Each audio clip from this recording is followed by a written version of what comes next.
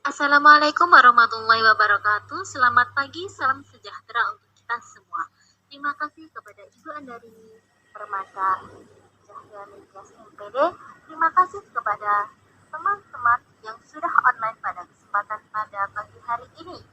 Kami dari kelompok 1 akan mempresentasikan materi kami.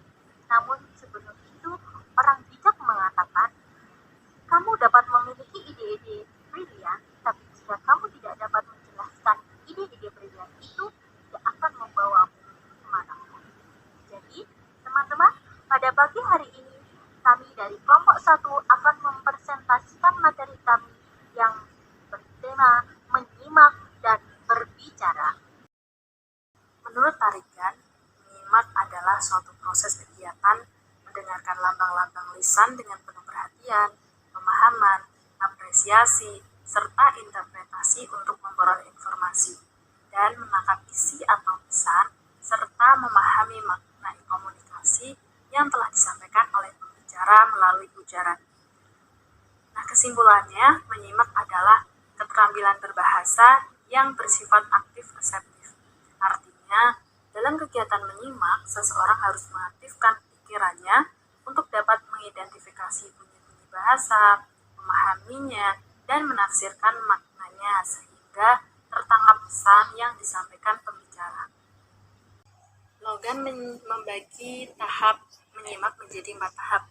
Tahap pertama yaitu tahap mendengar atau hearing. Pada tahap ini, penyimak baru mendengar segala sesuatu yang dikemukakan oleh pembicara dalam ujaran-ujaran. Yang kedua, tahap memahami atau understanding. Nah, setelah ujaran-ujaran masuk ke telinga, penyimak berusaha untuk memahami isi ujaran atau pembicaraan dengan cara mengolah bunyi-bunyi bahasa menjadi satuan bahasa yang bermakna. Tahap yang ketiga yaitu tahap mengevaluasi atau evaluatif. Nah, tahap evaluasi ini penyimak yang baik tidak asal menerima apa-apa yang disimaknya, tetapi dia akan menilai di mana keunggulan dan kelemahan, kebaikan dan kekurangan sang pembicara, sehingga pesan, gagasan, atau pendapat pembicara dianggapnya pantas untuk diterima atau harus ditolaknya. Yang keempat ada tahap mereaksi. Nah, tahap ini berada pada tingkat yang lebih tinggi. Di sini penyimak mulai menggunakan kesempatan untuk berganti peran dengan pembicara. Pada tahap ini, penyimak mengungkapkan hasil akhir dari kegiatan menyimaknya. Penyimak akan mengatakan setuju atau tidak setuju atas isi pembicaraan yang diujarkan pembicara. Tujuan-tujuan menyimak. Yang pertama, menyimak untuk belajar. Menyimak untuk belajar umumnya dilakukan di sekolah, kampus, atau tempat kursus. Namun, perlu kita ketahui bahwa belajar tidak hanya dilakukan dalam situasi formal, tapi dapat juga dilakukan dalam situasi non-formal. Dalam hal ini, menyimak untuk belajar dapat diartikan sebagai menyimak untuk memperoleh pengetahuan secara formal maupun non-formal. Nah, di mana saja kita dapat memperoleh pengetahuan secara non-formal dan media-media yang membantu kita dalam rangka memperoleh pengetahuan melalui kegiatan menyimak. Yang kedua, menyimak untuk hiburan. Menyimak untuk hiburan mendapat penekanan pada objek atau bahan simakan. Jenis menyimak ini berhubungan dengan dunia pertunjukan. Tujuan dari kegiatan menyimak jenis ini adalah untuk memperoleh hiburan dan menghilangkan rasa jenuh atau kebosanan dari rutinitas sehari-hari. Bahan simakan dapat berupa seni pertunjukan seperti seni kesenian tradisional dan juga seni sastra. Yang ketiga adalah menyimak untuk menilai. Menyimak yang bertujuan untuk menilai banyak dilakukan oleh para juri. Dalam hal ini, penyimak melakukan tugasnya sebagai juri suatu perlombaan yang biasanya berhubungan dengan bahasa, seperti lomba pidato, membaca puisi, membaca Al-Quran, dan juga dapat lomba menyanyi. Yang keempat yaitu menyimak untuk mengapresiasi. Nah, menyimak jenis ini mirip dengan menyimak untuk hiburan, namun pada menyimak ini ada nilai tambahnya, yaitu penyimak dapat menyertakan perasaannya pada hal-hal yang disimak. Artinya, penyimak dapat berada di dalam peristiwa atau bahan yang disimaknya. Yang kelima yaitu menyimak untuk memecahkan masalah. tujuan memecahkan masalah dapat berujung pada menyimak untuk memperoleh informasi yang berdampak pada pemecahan suatu masalah. Pada menyimak jenis ini, seseorang sengaja memilih bahan simakan dan melakukan kegiatan menyimak dalam rangka memecahkan masalah yang sedang dihadapi. Jenis-jenis menyimak ada dua, yaitu menyimak ekstensif dan menyimak intensif. Menyimak ekstensif merupakan kegiatan menyimak yang berhubungan dengan hal-hal yang bersifat umum dan tidak diperlukan bimbingan langsung dari seorang guru. Dalam menyimak ekstensif ini, penyimak hanya menyimak bagian-bagian yang penting saja, secara umum, sepintas dan garis-garis besarnya saja. Jenis-jenis menyimak ekstensif yaitu menyimak sekunder, adalah jenis kegiatan menyimak yang dilakukan pada saat atau bersamaan dengan kegiatan lain. Menyimak pasif, menyimak ini mirip dengan menyimak sekunder, yaitu menyimak sambil melakukan pekerjaan lain. Contoh kegiatannya sering kita temukan pada kebiasaan anak-anak dewasa ini, yaitu belajar sambil mendengarkan siaran radio. Yang ketiga, menyimak estetis. Menyimak jenis ini disebut dengan menyimak apresiatif. Dalam menyimak estetis, penyimak secara serius dan bersungguh-sungguh memperhatikan suatu acara atau pertunjukan drama, cerita, dongeng, puisi, atau hiburan lain yang sejenis, baik secara langsung maupun melalui siaran televisi atau radio. Yang kedua, menyimak intensif. Menyimak intensif merupakan suatu kegiatan yang berbeda atau bertolak belakang dengan menyimak ekstensif. Apabila pada menyimak ekstensif, bahan simakan hanya dipahami garis-garis besarnya saja dan bersifat sepintas sehingga tidak memerlukan bimbingan guru, maka menyimak intensif justru sebaliknya. Dalam menyimak intensif, penyimak memerlukan arahan atau bimbingan yang ketat karena bahan-bahan yang harus disimak perlu dipahami secara terperinci. Contoh pelaksanaan menyimak intensif di kelas. Guru memilih bahan simakan yang mengandung ciri kebahasaan tertentu sesuai dengan tujuan yang akan dicapai. Siswa disuruh menyimak rekaman tersebut yang mengandung beberapa penghubung kalimat. Kegiatan ini bisa dilakukan 1-2 kali. Memberikan teks rekaman kepada siswa diminta untuk mengisi bagian-bagian yang kosong dalam teks tersebut berdasarkan hasil simakan. Nah, jenis-jenis menyimak intensif adalah yang pertama, menyimak kritis. Menyimak kritis adalah kegiatan menyimak yang dilakukan secara kritis.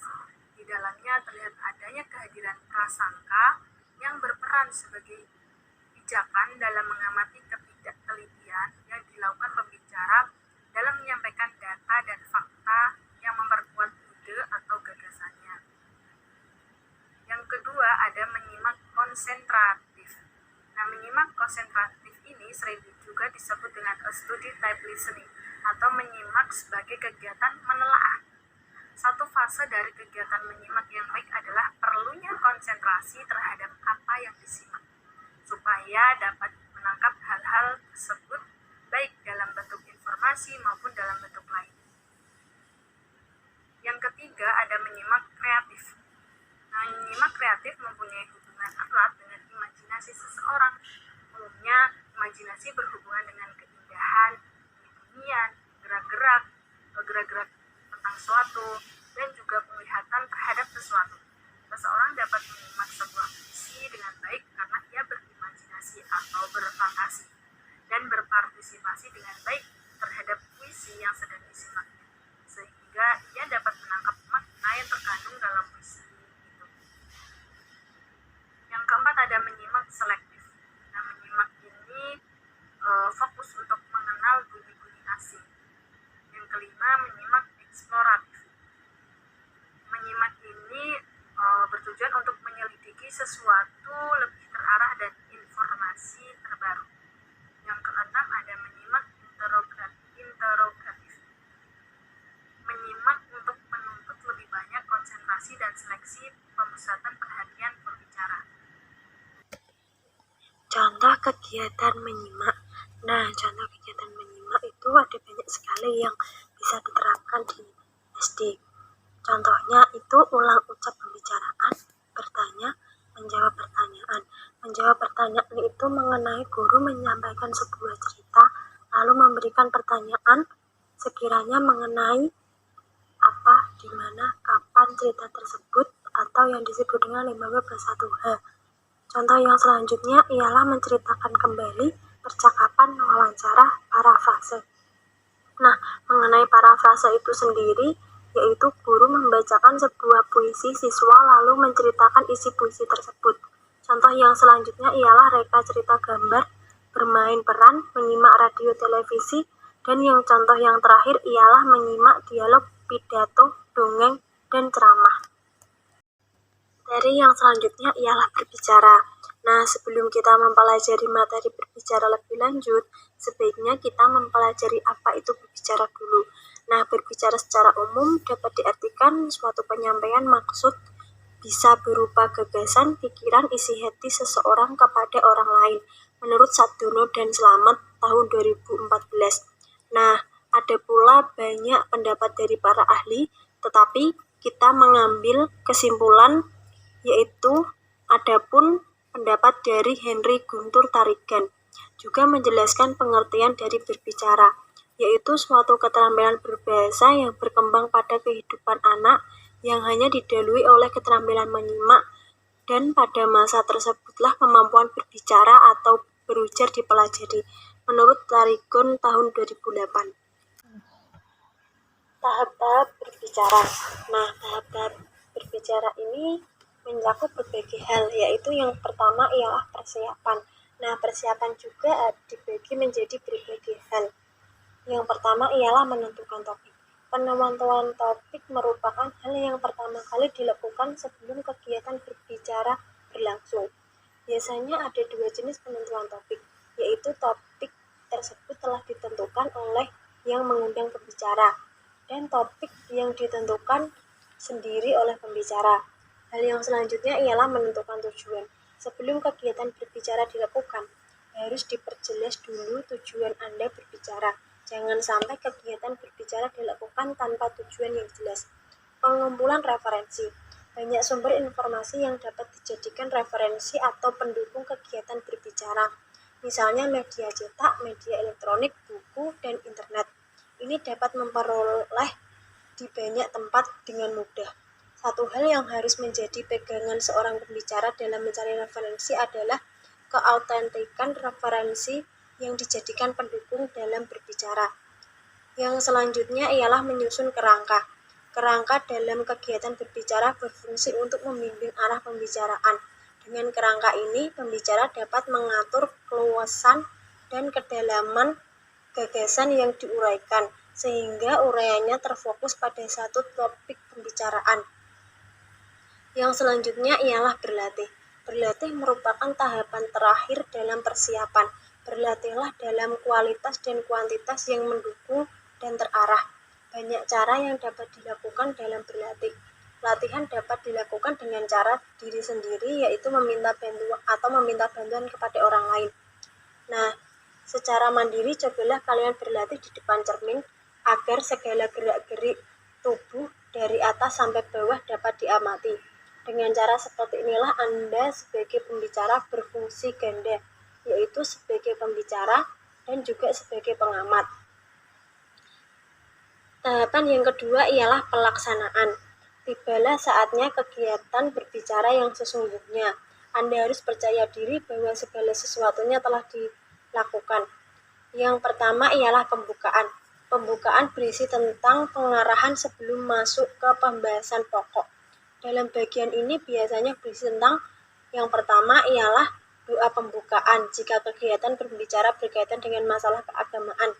Yang kedua latar belakang masalah yang berkaitan dengan pembahasan. Dan yang ketiga ialah tujuan pembahasan. Selanjutnya, pembahasan pokok. Bagian ini merupakan inti dari pembicaraan. Bagian ini menuntut banyak persiapan pembicara, karena di bagian inilah kemampuan pembicara yang sesungguhnya di dalam bicara akan diuji. Bukan berarti bagian yang lain tidak penting.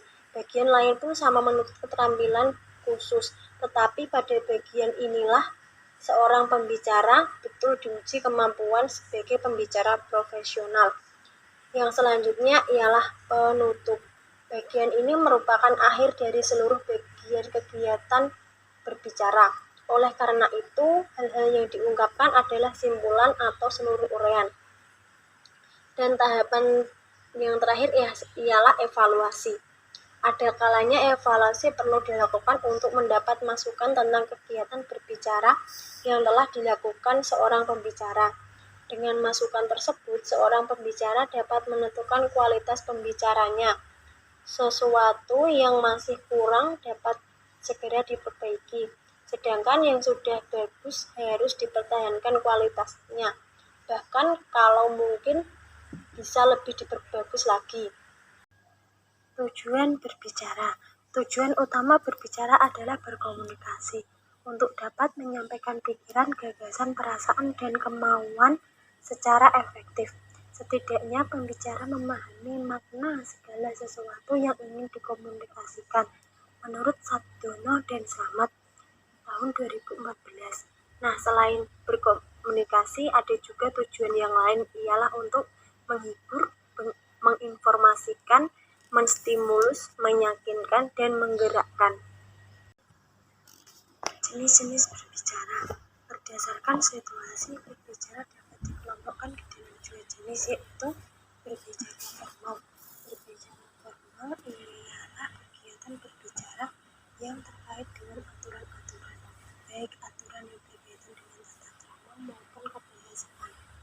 Yang kedua ialah berbicara non-formal, yaitu kegiatan berbicara yang tidak terlalu terikat pada aturan-aturan, kadang-kadang berlangsung secara spontan dan tanpa perencanaan.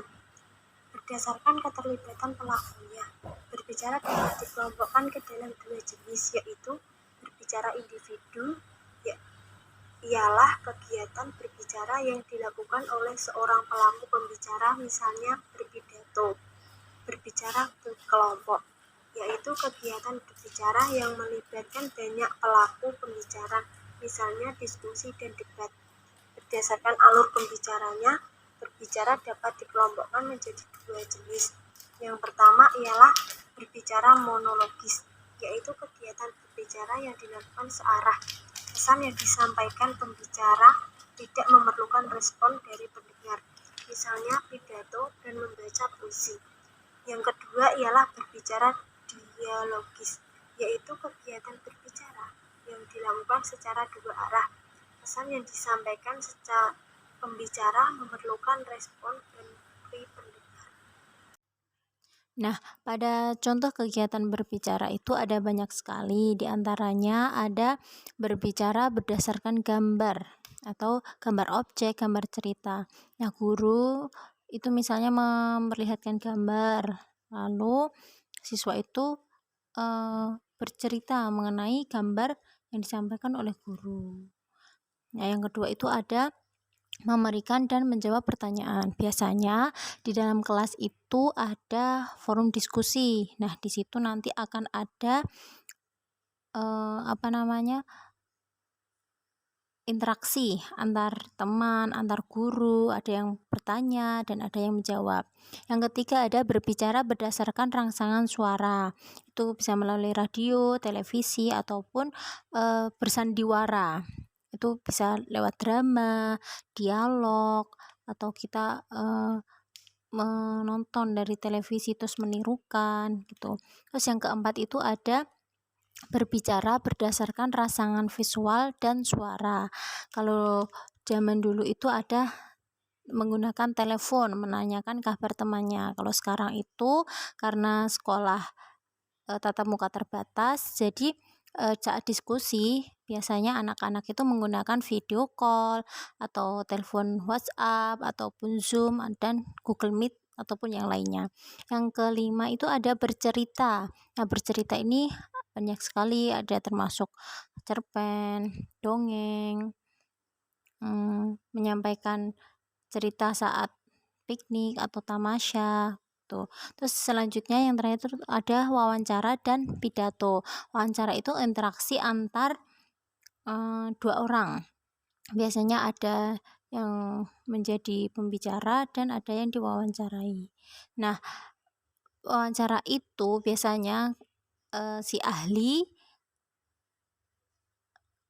dan para penanyanya. Misalkan dalam kelas itu ada 2 orang siswa, yang satu jadi penjual, yang satu jadi pembeli. Nah, kalau pidato itu biasanya si pembidato itu menyampaikan materi dari suatu pidato itu kepada khalayak umum.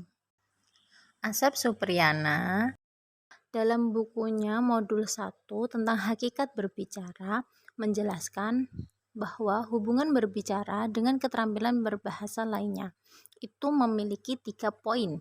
Yang pertama itu hubungan berbicara dengan menyimak. Pada hubungan berbicara dan dengan menyimak itu memiliki 4 poin, yang mana seorang anak belajar berbicara dimulai dengan menyimak. Maksudnya seorang anak kelas 1 akan bisa berkata A, itu B, itu C setelah mendengarkan gurunya mengatakan bahwa itu huruf A, ini huruf B, dan ini huruf C. Yang kedua, terjadinya pergantian peran antara penyimak dan pembicara. Nah, misalkan seorang siswa maju ke depan membacakan. Nah, gantian nanti yang penyimak itu akan menceritakan kembali apa yang telah dibacakan oleh temannya. Apabila dia tidak menyimak dengan baik, maka dia tidak akan mampu menyampaikannya dengan baik pula. Yang ketiga ada kemampuan berbicara dijadikan tolak ukur kemampuan menyimak. Salah satunya tadi, kalau dia mampu menyimak dengan baik, maka dia juga akan mampu menyampaikan materi itu dengan baik. Yang keempat ada berbicara dapat dijadikan bentuk reproduksi dari proses menyimak. Nah, jadi dalam hubungan ini tidak dapat dipisahkan antara berbicara dan menyimak. Poin yang kedua yaitu hubungan berbicara dengan membaca. Nah, di sini ada 3 poin, yaitu berbicara dapat dijadikan bentuk reproduksi dari proses membaca. Nah, berbicara itu tidak dapat dipisahkan dari proses membaca. Kenapa? Karena membaca itu kalau untuk anak SD biasanya itu ada membaca menyaring dan membaca bersuara. Yang kedua itu ada pada orang dewasa, baik mahasiswa ataupun orang dewasa lainnya, itu meningkatkan kemampuan berbicara dapat dilakukan melalui proses membaca. Misalkan saat sebelum kita presentasi, kita akan terlebih dahulu membaca sebuah materinya untuk memahamkan diri kita sebelum kita menyampaikan kepada orang lain. Yang ketiga itu ada membaca dapat menjadi sarana efektif dalam memandu kegiatan berbicara. Tanpa adanya membaca, maka kegiatan berbicara itu tidak akan menjadi efektif. Poin yang ketiga, ada hubungan berbicara dengan menulis. Di sini ada 2 pokok, yaitu kemampuan menulis dapat dijadikan sarana pendukung bagi kemampuan berbicara. Nah, misalkan ada sebuah buku yang dijadikan referensi untuk menyampaikan sebuah materi. Yang kedua itu juga ada menulis sangat diperlukan dalam kegiatan berbicara dialog. Nah, sebelum kita berdialog, kita akan membuat teks dialognya terlebih dahulu. Percakapan si A dan si B. Nah, itu menggunakan hubungan berbicara dengan menulis. Contoh kegiatan menyimak dan berbicara di dalam kelas. Nah, pada gambar di sini ada 2 gambar. Yang pertama itu ada kegiatan menyimak. Ini ada perwakilan 4 anak maju ke depan untuk menyampaikan sebuah cerita. Nah, teman-temannya yang ada di depannya itu menyimak apa yang mereka sampaikan. Yang kegiatan kedua ini ada kegiatan berbicara. Nah, dalam kelas ini mereka melakukan kegiatan jual beli.